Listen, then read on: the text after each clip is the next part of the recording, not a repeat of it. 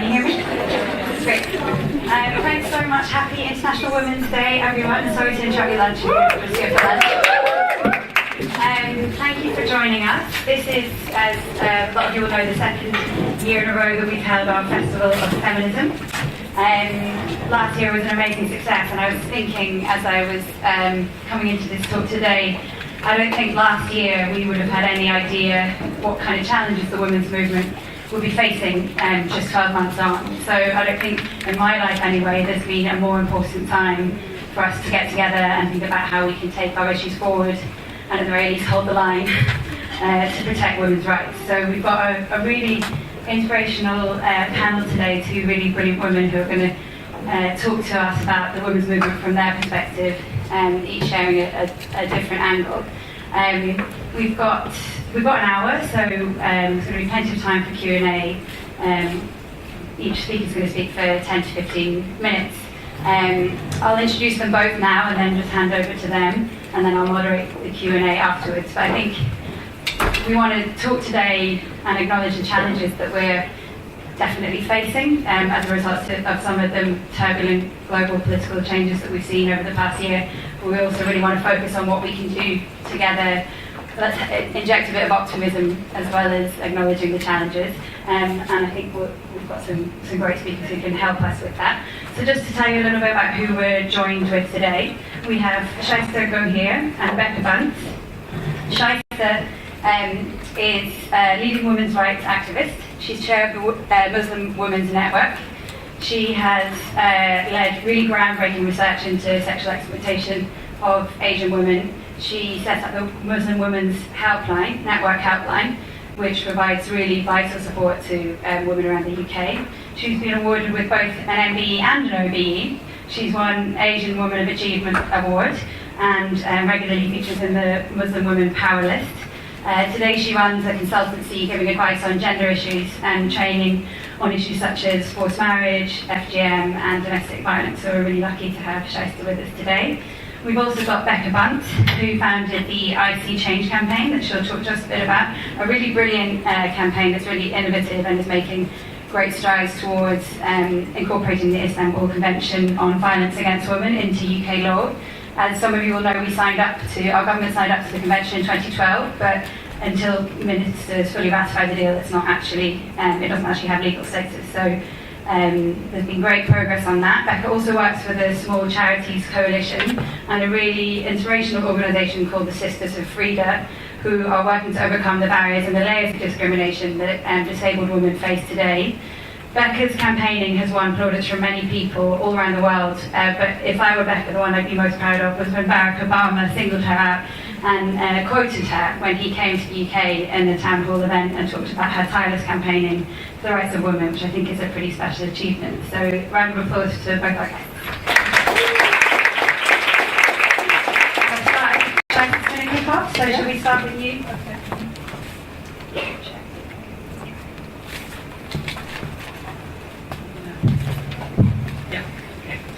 Good afternoon, everybody. It's actually quite nice to be back. The reason why I say that, I did work for Save the Children for several months. It was a good probably 4 or 5 years ago. I was in Simon Wright's team, so if anyone knows Simon Wright, say hello to him from me. I was kind of experimenting and I wanted to know what it was like to work for international charities because I run a small national charity and I also went to Oxfam for a little while. So, happy International Women's Day, and the theme, Be Bold for Change. And I think women have to be bold because if you look at the amount of abuse that we get for speaking out on various issues, we've seen obviously recently with Gina Miller speaking out on Brexit and taking the issue to court, or whether it was a few years ago when Caroline Perez was wanted women on the banknote.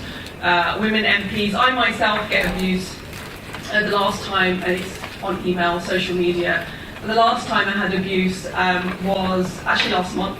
Someone rang me up and said, shouting at me, a man, saying, you are a really bad Muslim. In fact, you're not a Muslim at all.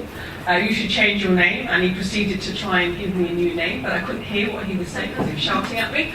And he was saying, how dare you speak on issues of faith and issues of Islam. And I said, why not? I'm a Muslim woman.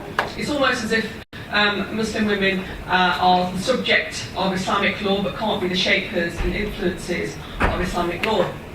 And the reason why he was having a go at me was, I don't know if you read it in the papers, but actually in Birmingham there was a Catholic primary school and the teachers had banned the headscarf for very young girls, and a row broke out where the parents had gone to the local counsellor, who was a Muslim male, who then had a go at the school, named and shamed this poor school, and I then intervened as a women's rights activist and said, actually, I support the wearing of the headscarf for older girls, but not for young girls, because it's not a part of Islam you don't have to be wearing a headscarf at such a young age. So I said, well, actually, instead of questioning the school, we should be questioning the parents of why they would need to put this headscarf on this girl. So the vitriol towards me was, how dare she speak on the issue of faith? It's a man's domain. But actually, we need to be bold and continue persistently speaking out on women's rights, because if we're getting attacked, what that means is we're actually making a difference. Otherwise, we won't be attacked. But it's not just about speaking out about rights. Actually, you can also be attacked for just being yourself. And actually, recently there was a girl, I don't know if you saw it on social media, it was the girl wearing the hijab who did some twerking. Did you see that? It went viral. So anyways, the girl's from Birmingham and she was in the city centre, someone was playing some music and she decided to do a bit of twerking. Someone took a video and it went viral online. Poor girl started to get death threats just because she was wearing a headscarf and twerking. It was like, you're bringing Islam into disrepute. I'm sorry, that piece of cloth that sat on that girl's head, she was only representing herself. She was not representing the entire religion of Islam or the entire Muslim community. She can do what she wants. And then a YouTube blogger who sort of promotes the Islamic faith, he then called her and then got her to apologise. She didn't have to apologise for twerking and wearing a hijab. And that caused a debate. And then he put it down to the fact that she had done this because she had some mental health issues. So he was trying to make excuses for her. Now, if that girl had not been in the UK, had been in another country, she probably would have been killed. But we saw what happened to Kandil Baloch in Pakistan, who's a social media celebrity because she wore makeup, went on social media, wore revealing clothing, it featured in a dance video, and she was the subject of an honour-based violence crime, and she was killed. So I think we've got to continue despite all of those threats. But those threats and that vitriol doesn't always actually come from other men. It can actually come from women as well. And I find that increasingly, actually sometimes feminists are turning on each other, and at a time we actually all need to be together. So recently I read that Emma Watson was being criticised because I can't remember now, did she wear a see-through top or something? And she was accused of, well, you can't be a proper feminist because, you wore this top. Feminism is so diverse. You might have, really hardcore radical feminists, you may have soft feminism, and you may have a spectrum in between. But it's up to us, how we want to define our feminism. I think it's fine to wear lipstick and heels. I don't wear heels because I'm quite tall enough anyway, but I like wearing my lipstick. So I don't think we should be, having a go at each other. And that feminism isn't just about that spectrum in what I've just spoken about. There's also, I feel, the lack of inclusivity in terms of feminism when it comes to faith-based feminism. So I would describe myself as an Islamic feminist or a Muslim feminist, and I think the word Islamic sometimes comes at quite a negative connotations. Oh, what does she mean by that? Does she promote radical Islam? And I think that's a real shame, because I think there's lots of secular activists and women's rights activists that are supportive of faith-based feminism, but unfortunately there's a minority of voices, which I do think is growing, that is quite anti-faith, And I think what we need to understand is that we all want, whether you're faith-based feminist, Christian, Jewish, Muslim, or whether you're a secular feminist, actually we all want the same thing. We want equality, but our journey of getting there is going to look different. And also the time it takes to get that equality will be a little bit different. And actually Save the Children will know this really well. In the vast majority of the countries that you work in, faith will be really important to the vast majority of people. And you can't just say, oh, by the way, just fight for your rights, or do this, or don't do this, because the law says so, the human rights legislation says so, nationally and internationally. For some women, you have to make the faith-based argument, otherwise it doesn't work. And I felt it as well, and I feel that sometimes, so I'm really glad actually that I've been invited on this platform today. Later on, I'm speaking at the House of Commons, and the Jewish Women's Aid and the Board of Deputy Jews have invited me to speak in again around how faith-based feminism can be used within communities to make change. Because actually within those faith communities, change will come from within, not from outside. And actually, when you are within the community and you're challenging faith, interpretations of faith, it is you have to be bold, because you get even more criticism. It's how dare you as a woman talk about faith. So it would be really nice. I would like to see more secular feminists to be more inclusive. Just to give you an example, at Muslim Women's Network run a national Muslim Women's Helpline. We have 39 different issues. Top one is domestic violence. And when women ring us up, if we just said to them, let's call the police, the law can help you, we can put you in a refuge, that does work sometimes. But other times, we have to give them faith-based advice. And actually, if you're a woman and your entire life you've been told that you have to accept domestic violence because you have to obey your husband, or be obedient, or marital rape is allowed, you should pray and be patient. For those women speaking out, they might think they're committing a sin. So what we have to do is use the tool of faith to challenge some of the ideas that they have, and say, actually, no, Islam doesn't say that. Where did you hear that? The Quran doesn't say that. And then sometimes they will quote you texts, and we will challenge the text, and we'll say, did you know that's just a male scholarly opinion? And have you looked at the sources? A quick example, a woman contacted us and said, my husband's come from Pakistan and he's always demanding sex, and I don't feel like having sex sometimes, but he told me that I have to have sex with him because he said Islam says the angels is going to curse me all night if I don't provide sex. And she complied. Then after a while she went to her mum, thinking her mum would take her side. Went to her mum. She said to her mum, look, this is the situation, and I feel as if it's rape. And again, the mum sort of said to her, there's no such thing as marital rape. And she accepted it because her mum had said, because her mum in turn had probably been told by her mum, right?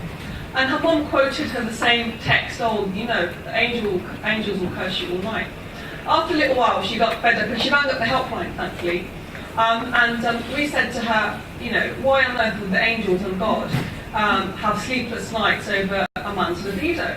And of course, we also then proceeded to tell her that, this text is questionable. Where have you got this? Where's the source of this text?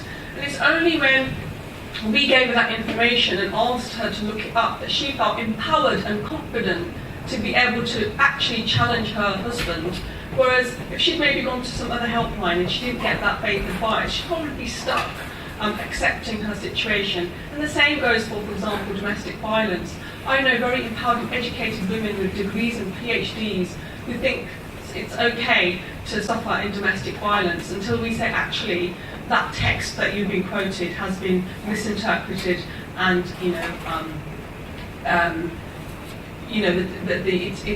that's not what it says. And then we have to then go into obviously a lot more depth. So that's why it's really, really important that we have faith-based feminism.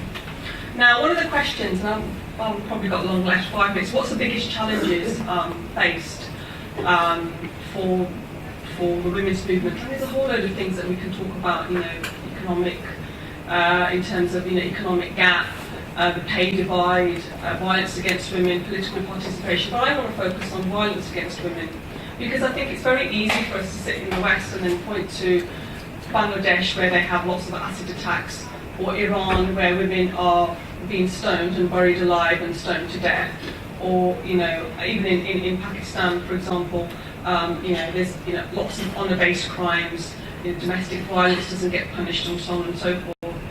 But actually, look at the situation here. Okay, it's a different context. Acid throwing might not be common here. Stoning isn't happening here, but we are suffering from domestic violence. And actually, given the fact that we've got better laws, better judiciary, police is better over here, why doesn't it seem to be going down? Ever since I can remember, that statistic of 2 women being killed every week doesn't seem to change. And I was looking at this stat. On average, the police receive an emergency call relating to domestic violence every 30 seconds. But I remember it used to be every 60 seconds a few years ago. So that's increased. If you look at all recorded crime in the UK, look at how many types of crime there are in the UK. 8% are domestic violence. It's really high.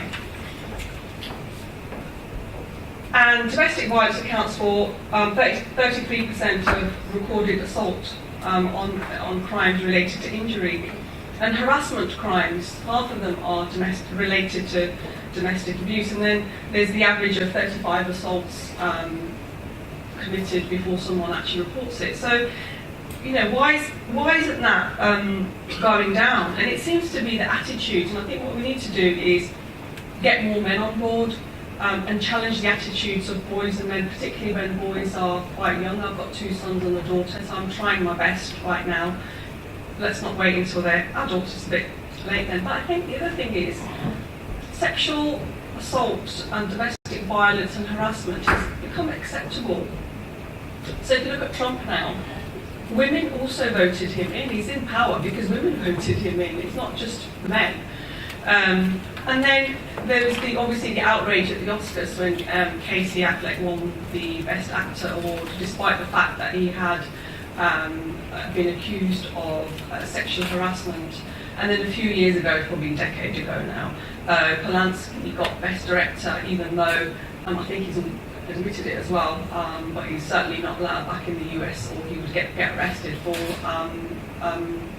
sexual assault or rape of a minor.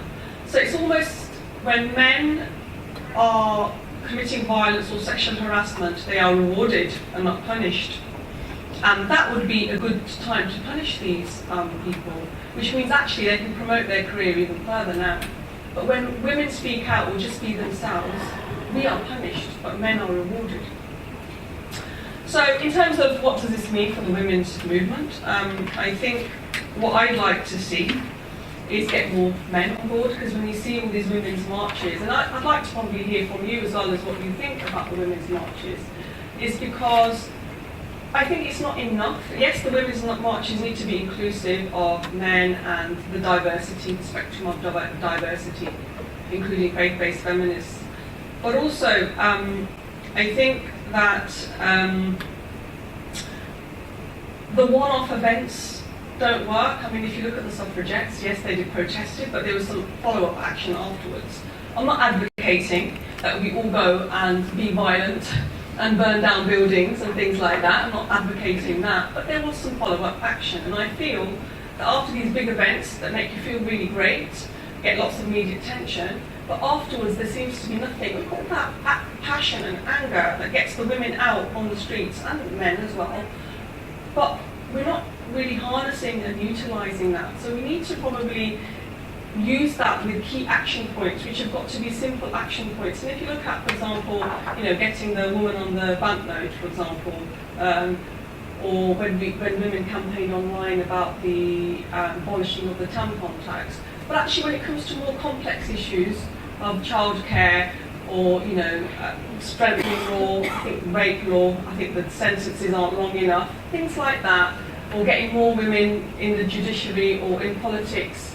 When it's more complicated, I think we struggle to simplify the message and get lots of women on board who may not ordinarily be activists And I think we need to be better at doing that. And I know the Women's Equality Party, I'm not promoting any particular equality party, I know they've got a manifesto and they're trying to do that. But I'm just wondering, it's a thought, maybe we need to just come together, pick an issue, come together on an issue, have key action points that follow up after a big march. And it has to be persistent and it has to be sustained. And it can be, I don't know, if we're targeting a particular minister to make a change, is to every time they go somewhere, a bunch of us go and we're there in the background asking questions, wherever they, I don't know what that would look like. But I think we need persistent action. So I think for me, being bold for change has to be that persistence. And I'll probably end there because I'm probably running out of time anyway. So thank you.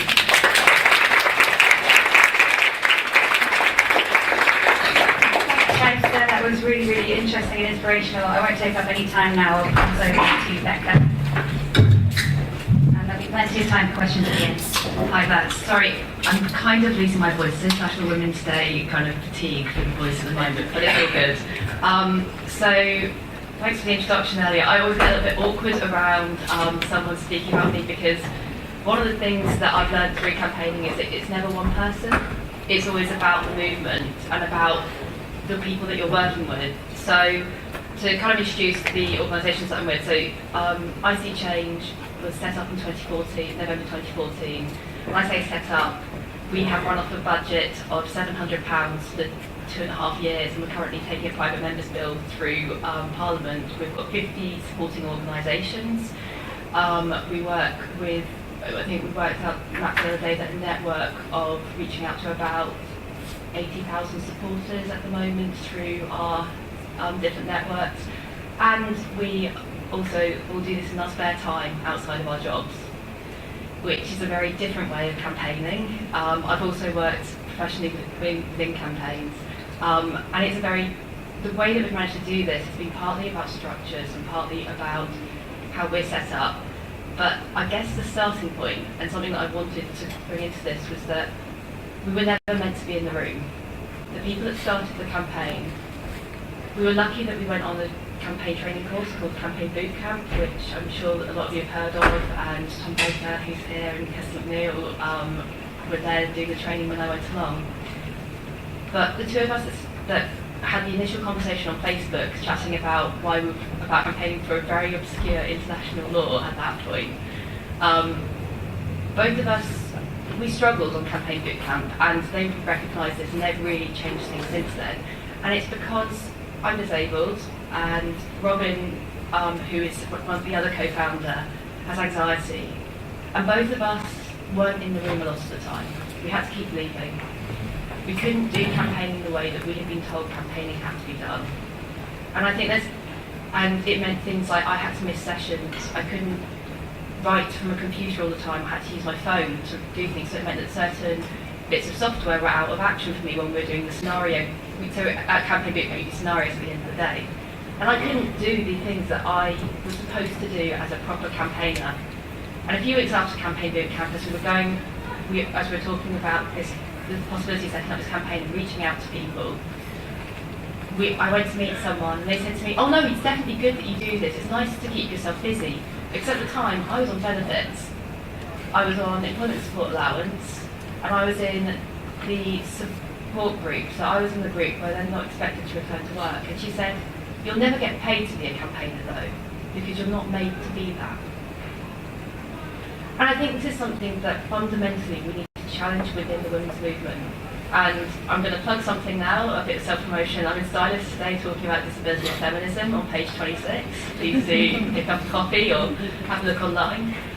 The thing that struck me is that right now we're living in really uncertain times globally. We're seeing that a lot of us are afraid, probably for some of us for the first time in our lives, about what's happening politically and how that's going to affect us. But there are groups that have always been afraid.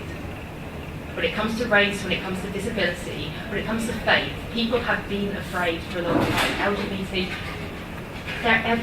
we need to recognise that if we are uncomfortable now, how are those who have not got the structural privileges that we have feeling in these times?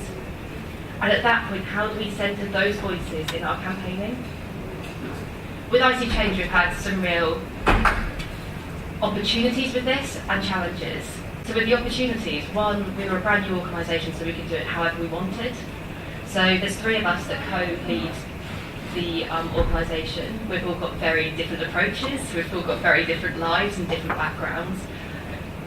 I think one thing that we should recognise, the 3 of us that do co-lead, we've all got masters in human rights, which is why we can understand international law. But we also don't necessarily come from backgrounds where you expect us to end up in campaigning or necessarily talking in front of groups of MPs.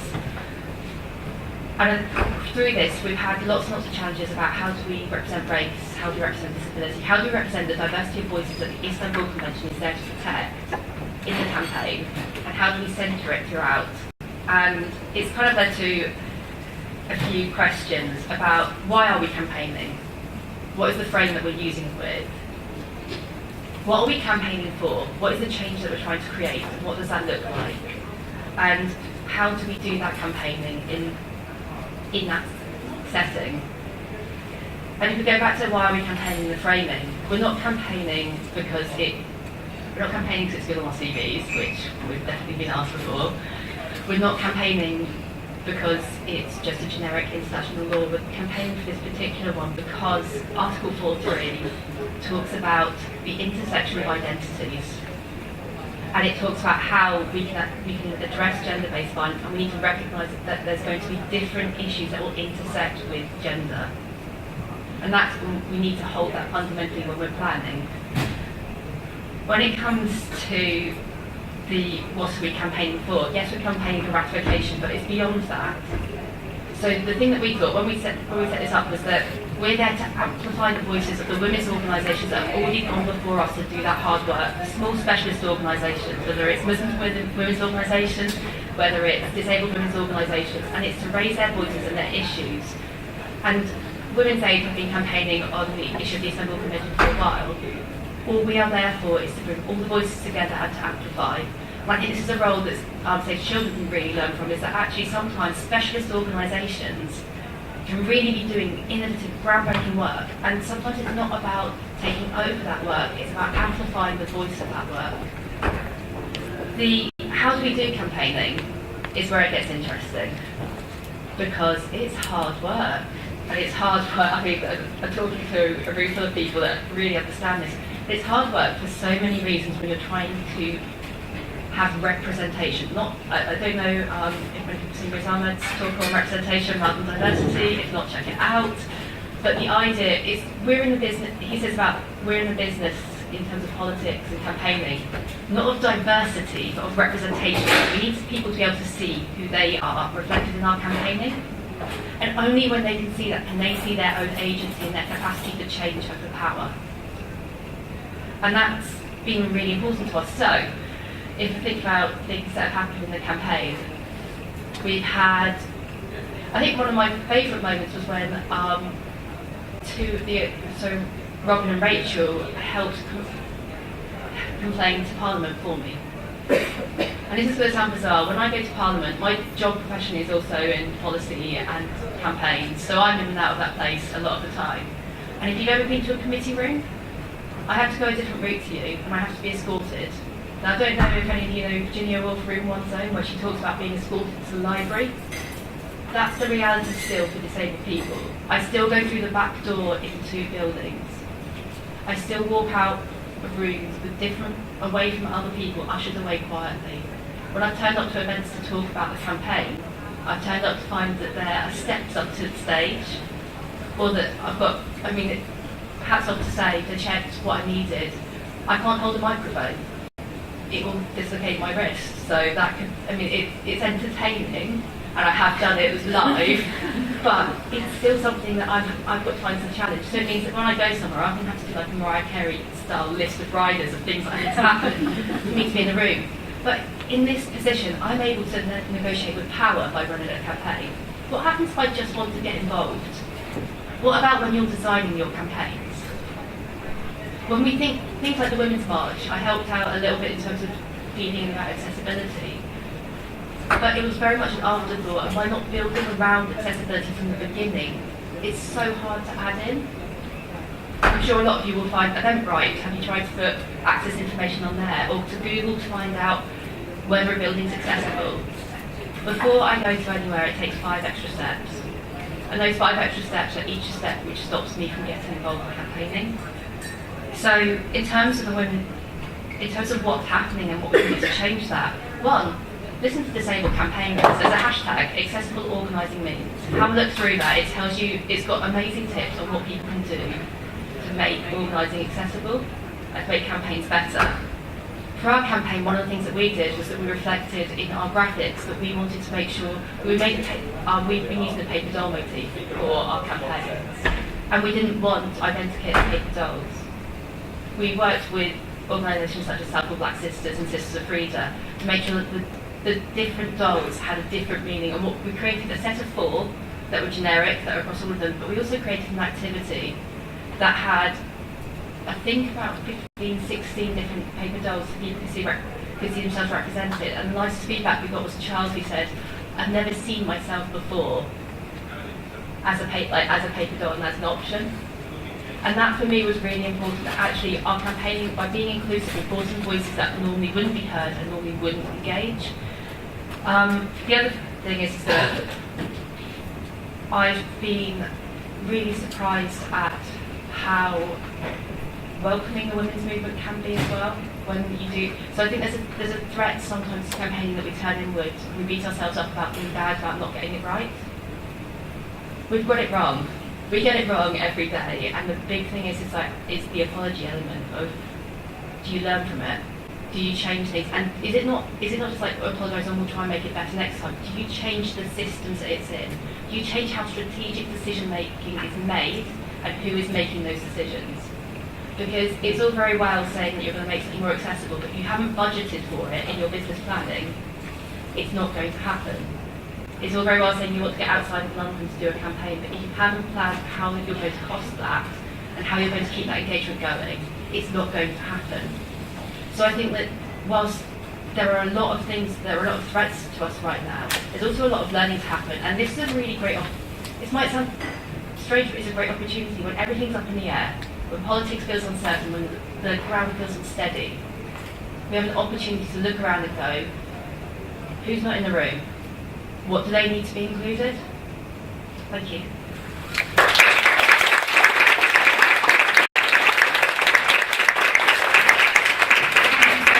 Both of you, that was really great. It was really good of you to share your personal stories with us, as well as your advice for what we can be doing collectively. But I want to open it up for questions. With one mic, so I'll come to you. Or maybe I'll kick off whilst everyone works up the courage. Or thinks about the question. So I guess my first question, we heard a lot of really interesting, thought-provoking ideas around representation, faith-based feminism, different kinds of feminism that are inclusive to different groups. Is there anything that either of you would advise us, as say the children working in the international development space, either from your personal experience of working for us, or your engagement with us in other kind of campaigning forums, for how we could do something more constructive, more productive, more supportive to the women's movement? Any reflections? I think particularly when international charities are working abroad in contexts where there will be women's movements there, but they will be working from a faith perspective. And I think quite often what happens is the mic. Yes. I switched it off accidentally. Shall I use Maybe use the other one also. And I think sometimes there's a tendency for international organisations to, they will be working with male-dominated faith-based organisations locally, the very organisations that are probably undermining women's rights locally. So I think what international charities need to do is to be mindful of that. So consult women's groups in terms of, are they working with the right partner?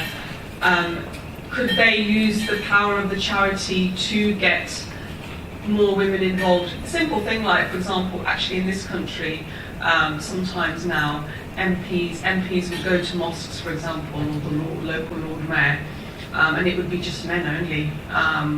And now sometimes the politicians are saying, actually, we're not going to attend unless women are also there as well. Just something really simple like that.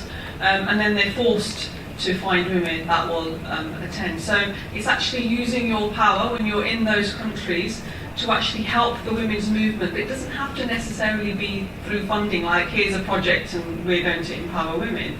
It can be done in lots and lots of other ways, is to try and find indirect ways of trying to get those women involved, regardless of whether they follow a faith or they don't follow a faith, because actually quite often women are, particularly when it comes to funding or when it comes to engaging with key decision makers and policy makers, they're kind of at the back of the queue. How can you think of ways of how you can do that, really?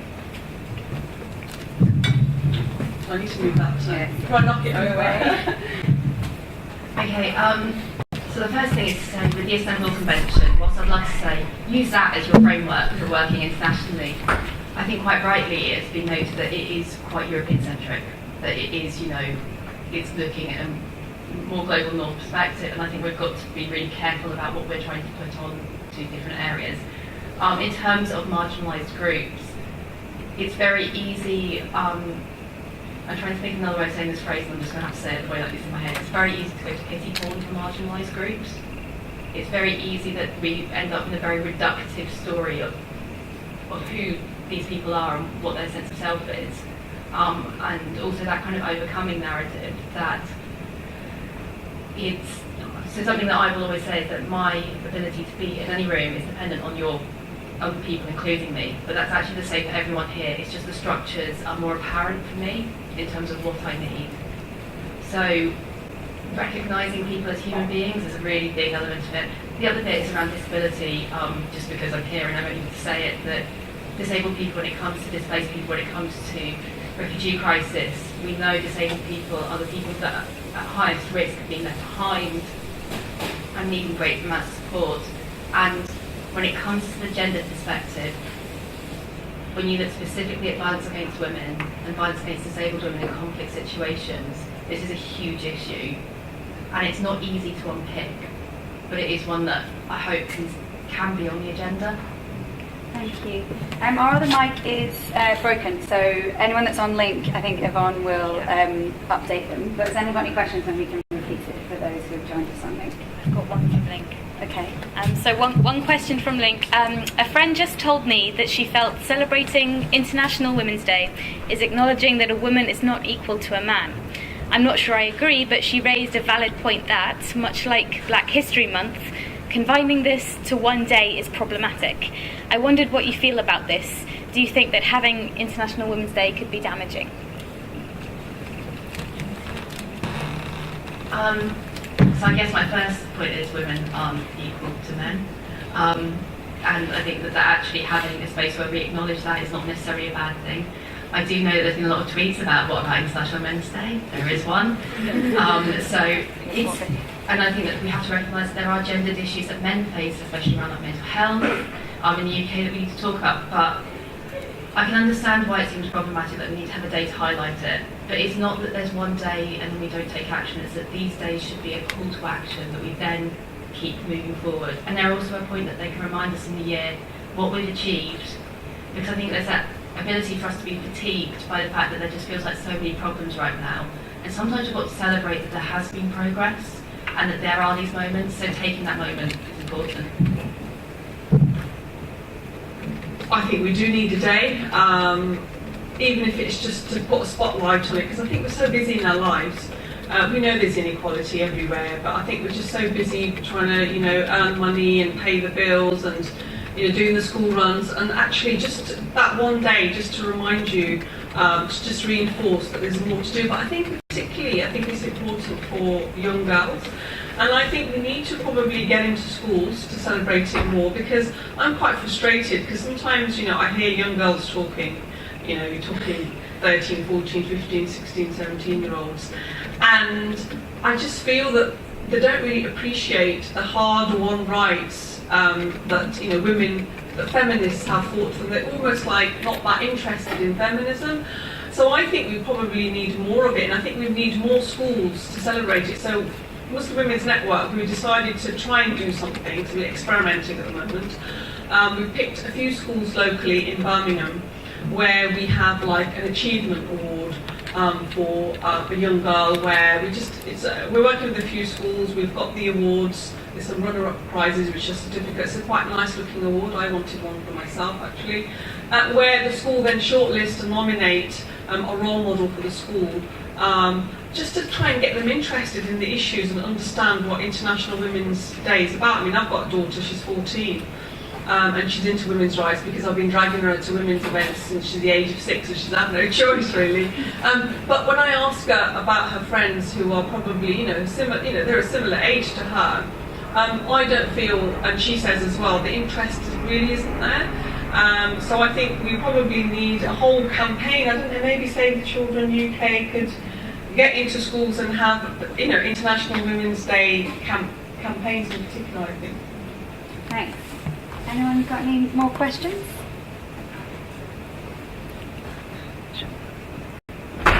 Simon. Hello, Simon. Hello, Shaista. My old boss. He was a nice boss. Put that on my feedback form. I just wanted to, we talk about gender transformative programming, something that we sort of say we aspire to, but I think we're not particularly sure what we mean by it. So when we're looking at countries and what projects that we do, if we're saying they should be gender transformative, what would you like to see if Save the Children is doing projects with governments, with communities? What should we be trying to do? I think what I'd like you to do, probably hard for you to do, because I think where the confidence for the women is going to come from is they're actually more knowledgeable about their faith. Because in those contexts, women you will need to use faith just like men would use faith as a tool to disempower women.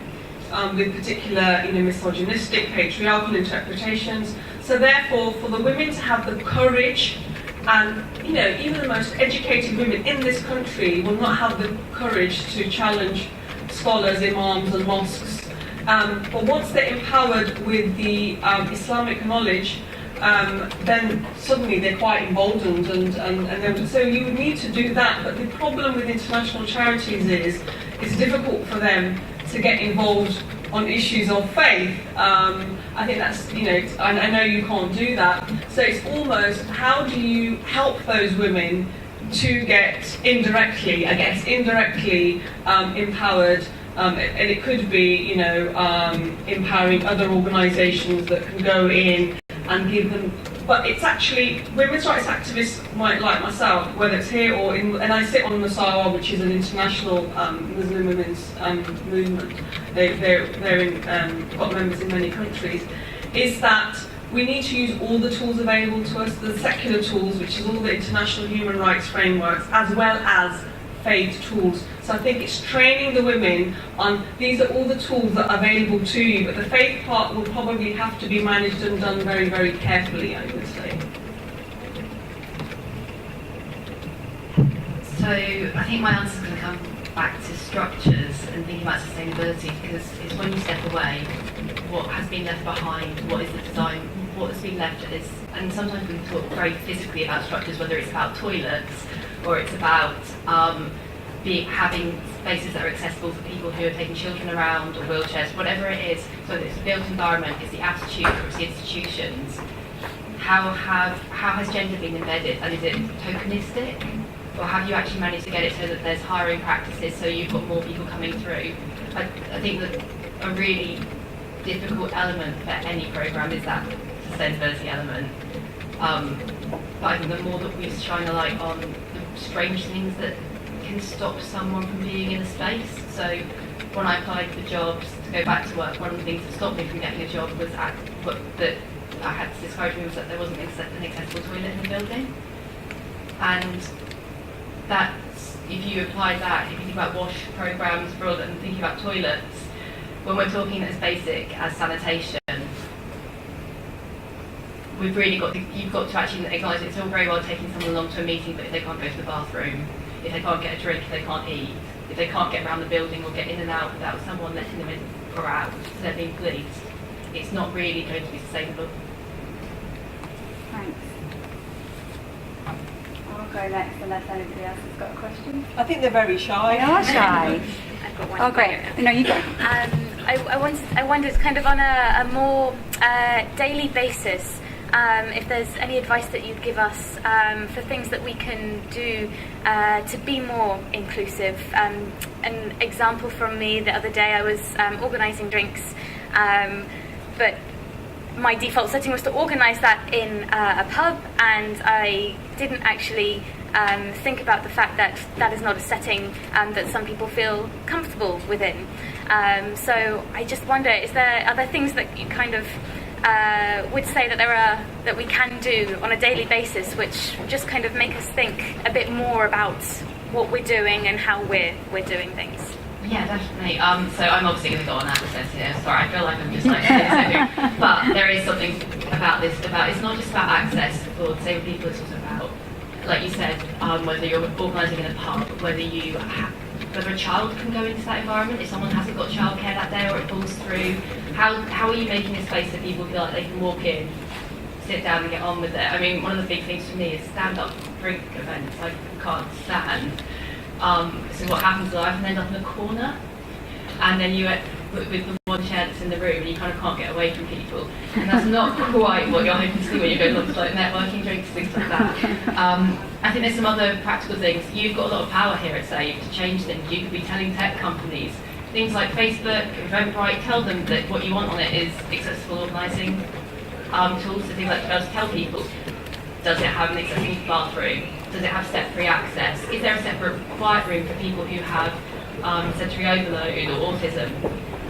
Thinking through those things, and then having people also just seeing have a look around the room and have a look in your teams and see who's sat in your teams and who's got those skills and who has those experiences, because if that's not something that's coming through here, it might be a question of, as you're thinking strategically, how are you going to make that happen for as an organisation and actually encourage diversity?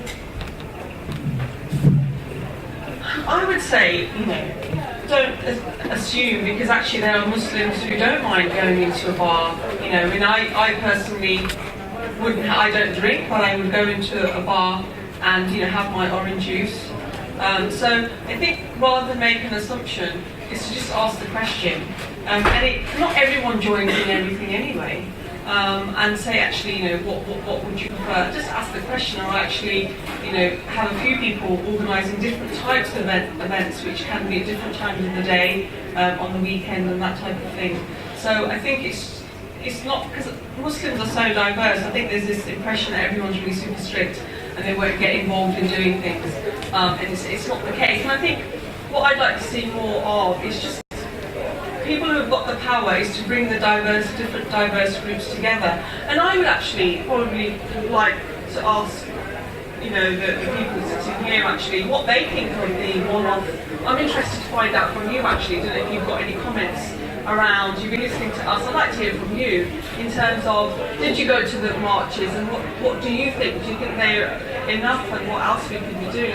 What do you think of those one-off events? I'd be interested to hear from you really. That's forcing you to talk. It's not a question, but has anyone got anything to share? Well, I went to the last anti-Trump march, and I think, I've been involved in feminism for longer than I care to remember, and I think what I noticed was a number of men who were attending the march. Oh, fantastic. And I think that has changed over the course of the feminist movement, and I agree with you. I think there is a greater need for involving boys, young boys, and adolescent boys and men in the wider feminist struggle. Yeah, we need to do that. So at Muslim Women's Network, we've now started to go, rather than just complaining about mosques and faith leaders, we're now trying to engage with them, do events in partnership with them, and we've got our board now at the moment. We've got 2 non-Muslim female members, and the rest are Muslims, so 3 female and 2 non-Muslim female, because we want to hear their perspective on Muslim issues. But actually, we still do not have a man on our board. So one of the things we are now looking to do is to have, you'll be the minority, have a male board member to hear his perspective on how, you know, we could change male attitudes. So I think we need to be doing more of that, and we're certainly trying to make an effort in doing that. So it's fantastic that there are more men on those marches. Who knows, one day it could be, you know, 50-50. Anyone else had something to share about the march? I know, I just had a couple of questions really, that weren't actually about the march. So, the more like challenges I think that we have in Save the Children that I was interested in if you guys have any thoughts on as the campaigners. The first one is we have a big internal gender champions network. We have a lot of people who are really interested in the topic, really care about it, but where we struggle is giving those people opportunities to be involved and to be active in that space. And I think also, again, we probably slip into being quite internal, you know, looking at what we're doing in Save the Children, talking about what we're doing in Save the Children. So whether you guys had any advice for us in organising that group on how we can better support staff to be active in a space outside of Save the Children. And my other question was a bit more about how we talk about gender equality. So we again have this huge challenge where we know a lot of our supporters, you know, were sometimes maybe a bit reluctant to use words like gender equality or gender inequalities. And we have so many diverse and intricate issues that we're dealing with that affect the children that we work with, that when we talk about it in a public space, we're very limited to the amount of characters we can use, the way that we're talking about it, how many words we can put on a page. And so there's, whether you've got any thoughts, I guess, about that challenge of actually when you're communicating about these really complicated issues, and you talk about pity porn, and you know, not reducing it to something that feels very simplistic and is tapping into what people already, you know, want to hear about girls and girls not being disempowered. I think in terms of what you could do, I mean, look, you know, big charities have a skill set that we could do within in smaller charities, such as the advocacy and campaigning skills. So I think if you had some kind of program where you kind of loan us a person for a week that could work on a specific project, which looks good maybe for Save the Children, could be something useful that would be useful for Save the Children, but it could be helping us in terms of, you know, there's so many charities out there that could do with the help, to be honest, in terms of that campaigning and advocacy help, and giving us your skills. And that's a feel-good factor in terms of they've done something quite tangible. That can also go on their CV as well, not encouraging to leave Save the Children. Getting the next management job. So one of the things is amplification of smaller things that are going on. IC Change the reason that we've been successful has been because other women's organisations championed us, and that when we put our calls to action out, they did it. They tweeted us and we tweet them, and we have a reciprocal relationship where the ones who have really championed us and supported us, that has made a difference. So that, yeah, amplification is one element, and how you share what could be almost something useful for a particular team. So if you see a good project that's going on, you're saying, well, wait a second, this sounds very similar to something that we're trying to do. The other bit is, if you've got a limited number of characters or a limited way that you can say what you want to say, change who's saying it. Because just by changing the person who's in the room who's speaking those words, that automatically changes what that message is. And I think it's a difficult reality, and it's not necessarily easy, because again that goes back to organisations and who are in it and who you use as your ambassadors and how you want to tell those stories. But who tells the story is a huge part of what the story is. So just quickly adding to the tweets, actually, so a tangible thing that Save the Children Twitter account could do today is to tweet your organisation, Muslim Women's Network, as is Muslim Women UK, and say that this talk's happened and copy our organisations in, because obviously you've got much larger followers than we have, and we could retweet it and we could get more followers. That's something very doable, very easy, that could be done Anyone today. in the room knows who holds the... I do. Yes, tweet today, and then we'll probably get a few more followers because of you. I think we're out of time, which is why we've sort of become a bit dispersed towards the end, but that's just because everyone had so much to say, and everyone was so keen to hear from you both. I just want to say a massive thank you for sharing your stories and your advice, which I think has ranged from the very practical on what we can do in our daily lives to much bigger theoretical and institutional and structural issues that I think has given us all a lot of food for thought. And let's just end by wishing each other a happy International Women's Day, but also making a commitment that this is not just a one-day thing, and that we'll keep working on this together throughout the year, 365 days a year. Thank you. Thank you.